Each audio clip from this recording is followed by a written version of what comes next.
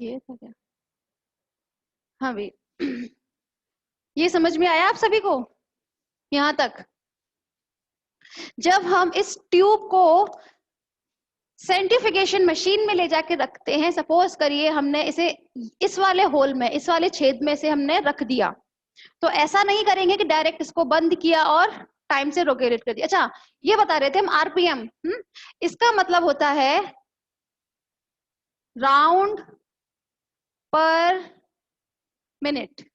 ठीक है, 1 मिनट में कितने राउंड होंगे, जो कि जनरली हम रखते हैं उसको 2500 से 3000 आरपीएम पर, अगर हमें ब्लड को सेंट्रीफ्यूज करना है तो।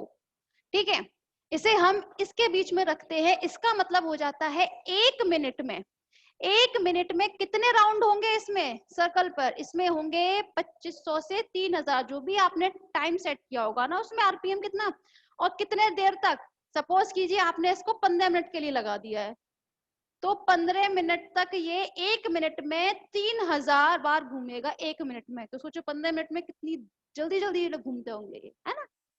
खैर, सेकेंडरी बात ये है कि हम ऐसा कभी नहीं करते हैं कि हमने एक छेद में, एक होल में लगा दिया और बंद कर दें।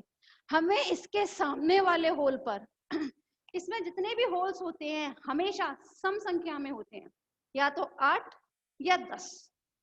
ठीक है, आजकल नई मशीनें आ रही हैं तो उसमें किसी किसी में ज्यादा भी होते हैं, मगर इतने ही रहते हैं, 10-12 से ज्यादा नहीं होते। ठीक है, अब हम क्या करते हैं, यहाँ रख दिया और इसके सामने वाले पे एक और रखनी होती है ट्यूब। अगर हमने सपोज करो हमारे पास ब्लड इतना ही है कि हमने सिर्फ इतना ही चाहिए, हमें जरूरत ही नहीं है ना दो दो ट्यूब में रखने की, तो हम क्या करेंगे, हम एक और ऐसी नलिका लेंगे, अभिकेंद्र नलिका हमने एक और ली, उसमें आप पानी भर दीजिए। पानी भरने के बाद उसे यहाँ रखें आप, और रखने के बाद उसको सेंट्रीफ्यूज कर दें। ऐसा हम क्यों करते हैं, अगर आप लोगों ने जनरली देखा हो, आप मेले में जाते होंगे तो वो जो एक झूला होता है ना ऐसे, जिसको लोग झुलाते हैं ऐसे हाथों से, एक तो होता है मशीन के द्वारा चल देता है वो जनरेटर वाला, और एक होता है जिसे इंसान अपने हाथों से ऐसे धक्का, बच्चे बैठते हैं जिसमें जनरली। तो आप लोग कभी ध्यान देना, वो कभी भी एक जगह बच्चे को बिठा कर है ना झुलाते नहीं है। जहां उन्होंने बच्चे को बिठाया होता है उसके सामने वाली, जो उसके जस्ट सामने जो उसकी रो होगी रो, ठीक है, उसमें भी किसी एक या तो बच्चे को बिठाएंगे। अगर बच्चा नहीं है, सपोज करो उस बेचारे पर एक ही बच्चा आया है झूलने के लिए, तो वो क्या करेगा, वहां पर भले ही वो खुद बैठे, किसी दूसरे को बिठाए, ठीक है, लेकिन बैठेगा जरूर। अगर नहीं बैठेगा ना तो उसका जो झूला है वो अच्छे से घूमेगा ही नहीं, क्योंकि सिर्फ एक तरफ झुक जाएगा वजन की वजह से। ठीक है, यही रीजन होता है कि हम जब भी किसी नलिका को लगाते हैं अभिकेंद्र इसमें मशीन में, तो यहाँ हमने रख दिया ब्लड, तो इसके सामने हम भले पानी से भरकर रखे नलिका, लेकिन रखना जरूरी हो जाएगा। अगर आप नहीं रखोगे तो या तो नलिका टूट जाएगी, या फिर अच्छे से नहीं होगा और आपका जो ब्लड है इसमें वो पूरे इसमें फैल जाएगा। जनरली नलिका टूट जाती है इसमें, क्योंकि ये निकल आते हैं इसके, ये कुछ इस देखने में ऐसी होती है, अंदर की तरफ यहाँ डेप्थ होती है, अंदर ये जगह होती है, इसमें आराम से फिट हो जाती है ये चीजें। ठीक है, अब क्या करते हैं, हम यहाँ हॉर्स पे चल रहे हैं बात को। जब हमने सेंट्रीफ्यूज किया इसे, तो जब हम 15 मिनट के बाद इसे निकालेंगे इसमें से, तो हम कुछ ऐसी चीज देखेंगे।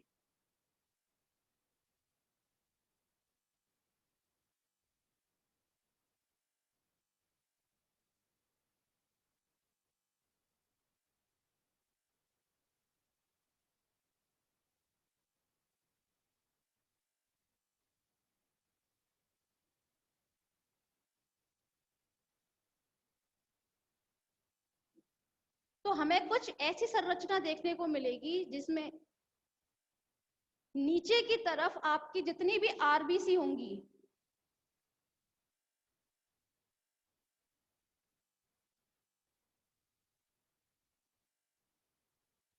ठीक है, इस टाइप की संरचना देखने को मिलेगी। जितने भी आरबीसी होंगी, मतलब रेड ब्लड सेल्स, जो आपके लाल रक्ताणु हैं, हमारे खून में जो आरबीसी रहती हैं वो नीचे बैठ जाती हैं।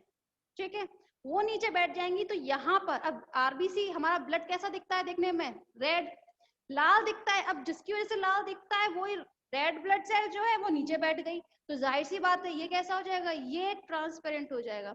लेकिन देखने में एकदम ट्रांसपेरेंट ऐसा नहीं लगता, पानी जैसा नहीं लगेगा, लेकिन हाँ हल्का सा येलोइश होगा, लेकिन खुद ट्रांसपेरेंट ही है जनरली। ठीक है, तो अब ये दो भागों में डिवाइड हो गया आपका, क्या क्या, आरबीसी का और ब्लड सीरम।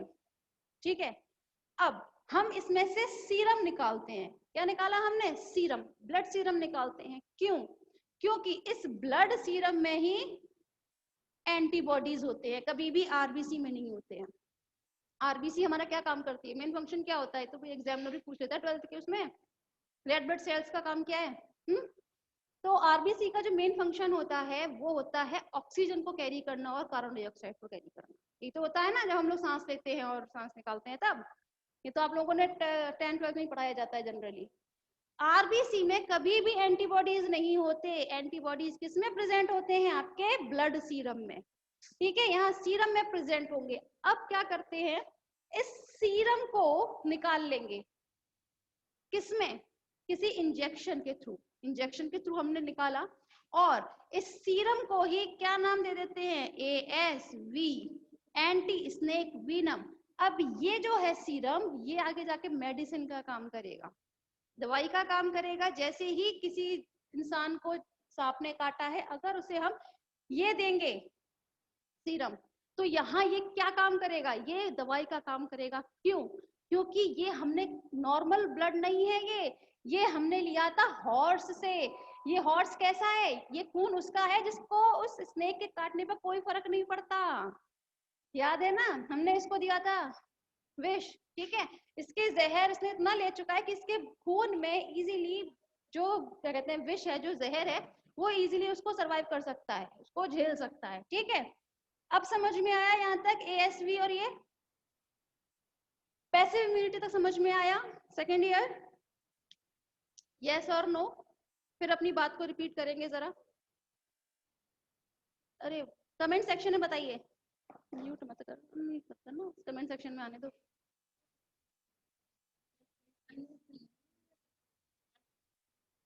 चलें क्लास, चलिए ठीक है, सभी के रिस्पॉन्स आ रहे हैं, अच्छा लगा भाई, फीडबैक मिलना जरूरी होता है, क्योंकि without feedback teaching is nothing. ठीक है, अगर आप लोगों का रिस्पॉन्स अच्छा नहीं मिलेगा मुझे, तो मुझे पता भी नहीं चलेगा भाई समझ में आ भी रहा है या नहीं। ठीक है, यहाँ तक आप लोगों का टाइप्स ऑफ इम्यूनिटी खत्म होती है। ठीक है, एक बार अपने थोड़ा सा बता देते हैं। इम्यूनिटी को हमने दो भागों में डिवाइड किया था, कौन कौन सा था, नॉन स्पेसिफिक और स्पेसिफिक। इसे हमने दो भागों में डिवाइड किया था, एक्टिव, पैसिव, फिर इसे भी और इसे भी, नेचुरल और आर्टिफिशियल। इसे भी दो में क्या था, नेचुरल और आर्टिफिशियल था। नेचुरल, इसमें हमने किसका एग्जाम्पल दिया था, चेचक का, चेचक का दिया था। यहाँ आर्टिफिशियल में हमने किसका दिया था, बताएं क्लास जरा, टीके का एग्जाम्पल दिया था। इसमें नेचुरल में हमने, नेचुरल एक्टिव पैसिव में क्या डिफरेंस बताया था, दूसरों पर निर्भर नहीं रहते हैं। इसमें तो भाई इंसान अपने अंदर बना लेता है, चाहे वो चेचक के लिए एंटीबॉडी बनाता हो, वो भी इंसानों में अपने आप बनती है, चाहे टीके के लिए वो दूसरे इंसानों पर निर्भर नहीं रहता। लेकिन यहाँ पर वो दूसरों पर निर्भर रहता है। इसका क्या बताया था, एक तो माँ से बच्चे में जाने वाला कोलेस्ट्रॉम बताया था। ठीक है, वही आर्टिफिशियल में हम किस पर डिपेंडेंट हो गए, हम किसी एक एनिमल पे डिपेंडेंट हो गए। अब ये एनिमल पे डिपेंडेंट हो गए और वो किस में चला जाता है, होस्ट में। होस्ट माने इंसान, ह्यूमन, हम। ठीक है, हम लोग दूसरों पर डिपेंडेंट हो गए, निर्भर हो गए, किस पर, एनिमल पर। एनिमल भी कौन सा, हॉर्स। ठीक है, यहाँ ये फिनिश होता है आपका। चले अब, वो कहाँ गया, अरे डस्टर।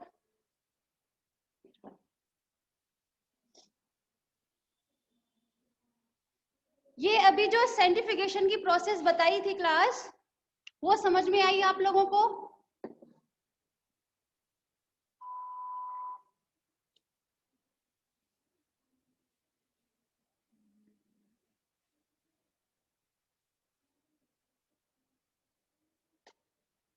हाँ भाई, अब यहाँ हम कुछ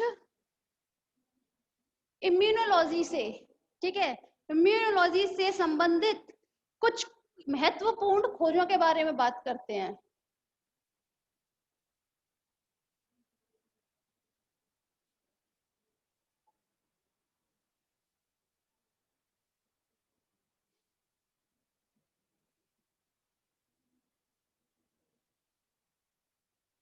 इंपॉर्टेंट डिस्कवरीज, ठीक है।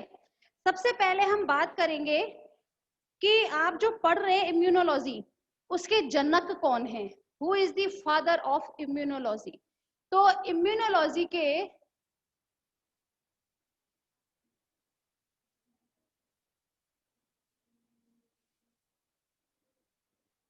जो जनक हैं उनका नाम है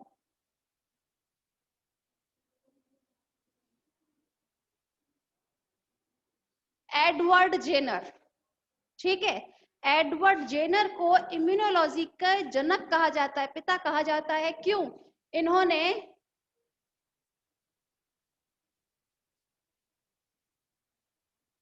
चेचक के टीके की खोज की थी, ठीक है। इसीलिए इन्हें हम क्या कहते हैं, इम्यूनोलॉजी के जनक के रूप में इन्हें जानते हैं। नेक्स्ट,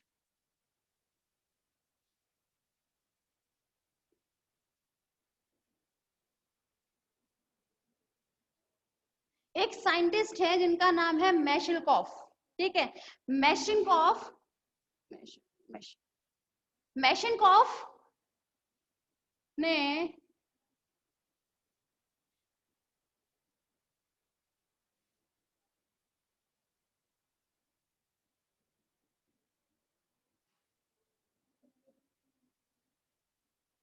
हाँ भाई, मैशेलकॉफ ने भक्षाणु नाशन मत प्रस्तुत किया था।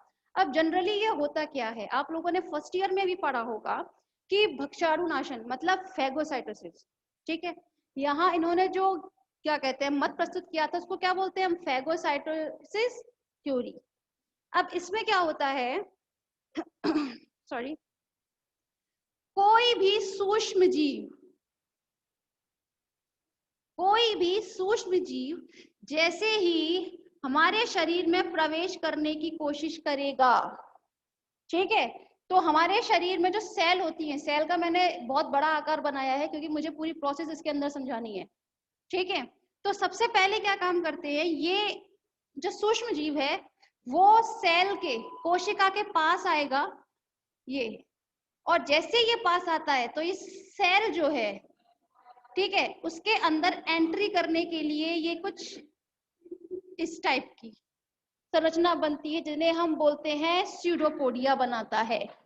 स्यूडोपोडिया मतलब झूठे पैर, आप लोगों ने जनरली जानते भी होंगे। जैसे ही ये सूक्ष्म जीव कोशिका के अंदर आएगा, कोशिका के अंदर मौजूद लाइसोसोम, आप जानते हैं लाइसोसोम,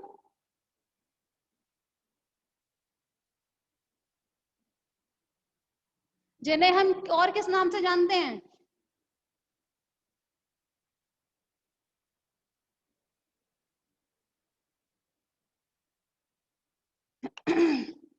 आत्मघाती थैली, मतलब क्या बोलते हैं उन्हें, सुसाइडल बैग्स के नाम से भी हम जानते हैं। क्यों?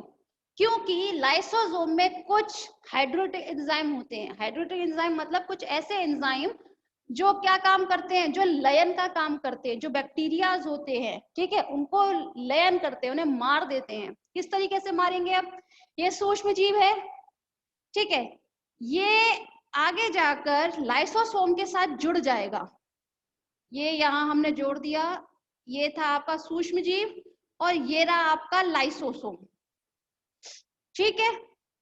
इनके जुड़ते ही, चलिए आपका सेल थोड़ा सा और बड़ा कर देते हैं, इसमें मौजूद कुछ लयनकारी एंजाइम, लयनकारी एंजाइम कुछ ऐसे एंजाइम होते हैं जो इनका नाश करेंगे, जो इन्हें मारेंगे एंजाइम, ठीक है, वो एंजाइम इसके अंदर छोड़ देगा वो,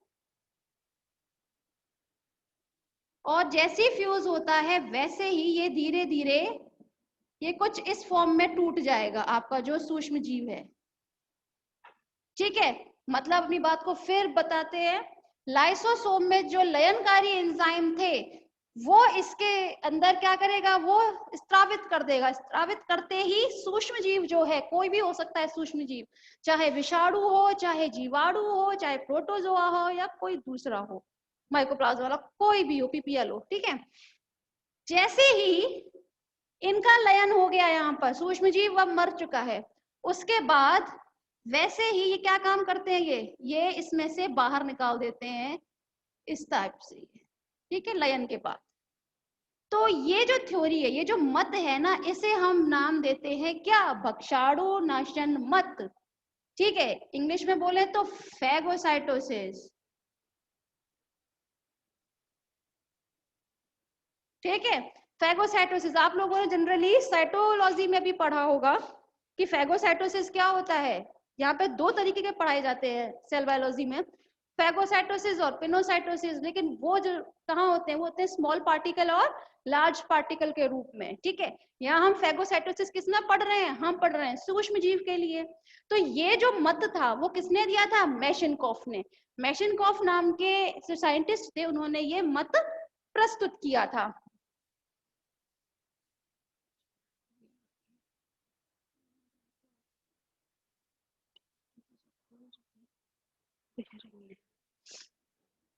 एक साइंटिस्ट थे जिनका नाम था एमिल वॉन बेहरिंग, ठीक है, ने एंटीबॉडी की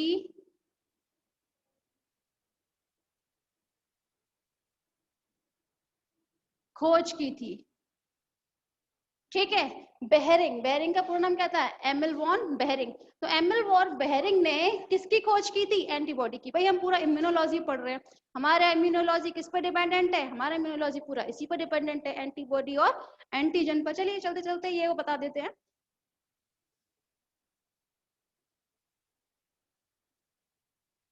कि जो आपका एंटीजन है उसकी भी खोज तो किसी ने की होगी, हाँ।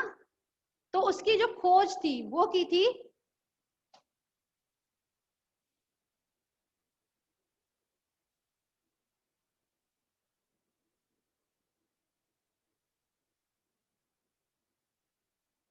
कार्ल एंड स्टीनर ने।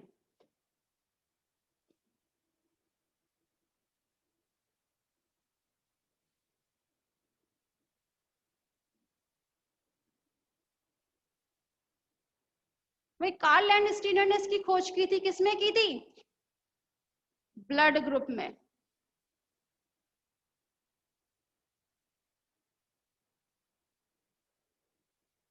ये 8th क्लास में चैप्टर आता है ब्लड ग्रुप, उसमें बताया जाता है प्रतिजन और प्रतिरक्षी के बारे में बताया जाता है।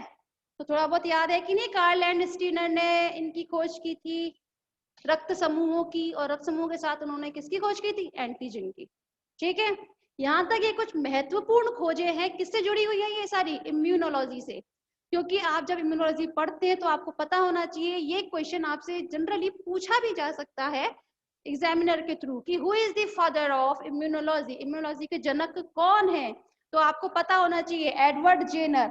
अब पूछ सकते हैं कि क्यों, भाई क्यों बोलते हैं, तो उन्हें इसलिए बोला जाता है क्योंकि एडवर्ड जेनर ने चेचक के टीके की खोज की थी, ठीक है।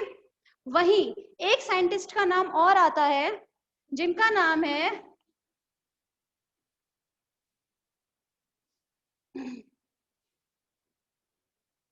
पाश्चर। भाई पाश्चर का नाम तो बहुत सुना होगा आप लोगों ने। अगर कोई भी हायर स्टडीज में जाना चाहता है ना, तो हमेशा पाश्चर तो याद रखना। मार्केट में पाश्चर पिपेट भी आती है इनके सम्मान के, उसमें पिपेट आती है बकायदा, पाश्चर पिपेट।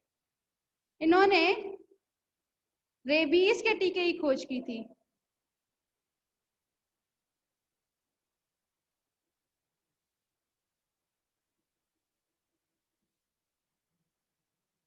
ठीक है। ये रही आपकी महत्वपूर्ण खोजें जो किससे संबंधित हैं, जो संबंधित हैं आपकी इम्यूनोलॉजी से। सेकेंड ईयर, यहाँ आपका फर्स्ट चैप्टर फिनिश होता है। किसी को फर्स्ट चैप्टर से रिलेटेड या इससे संबंधित कोई भी परेशानी है तो कमेंट सेक्शन में मुझे बताएं। अच्छा एक बात और बताइए, आप लोगों के पास कल सारे नोट्स पहुंच गए थे? यस और नो? जवाब आया?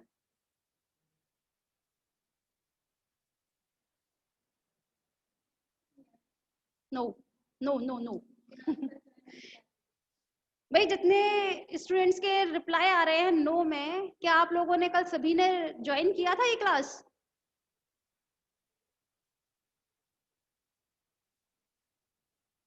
No ma'am. Yes ma'am, PDF send कर देना। ठीक है, वो कॉलेज से हो जाएगी आप लोगों के लिए, इसके लिए घबराइए नहीं। ठीक है क्लास। अच्छा एक बात और इम्पोर्टेंट आप लोगों को बताई जा रही है, जब आपके पास पीडीएफ आ जाएगी तो उसको सजा के तिजोरी में रखने के लिए नहीं आएगी, आप उसके लिए प्रॉपर रजिस्टर बनाएं। ठीक है, फर्स्ट ईयर में बनाया था आप लोगों ने, उसी तरह से सेकंड ईयर में भी एक रजिस्टर बनाएं और उसमें नोट डाउन करें, लिखें अपने नोट्स, क्योंकि वरना एंड टाइम तक लैपटॉप ही देखते रहे ना, फिर नहीं मिल रहा आपको ये नोट्स वगैरह। ठीक है, तो पीडीएफ तो आप तक पहुंच जाएगी इजीली, उसके लिए घबराइएगा नहीं। अच्छा, इससे संबंधित कोई परेशानी है? अब इस सवाल का और जवाब दे दो मुझे भाई। और नोट्स कब सेंड करोगे?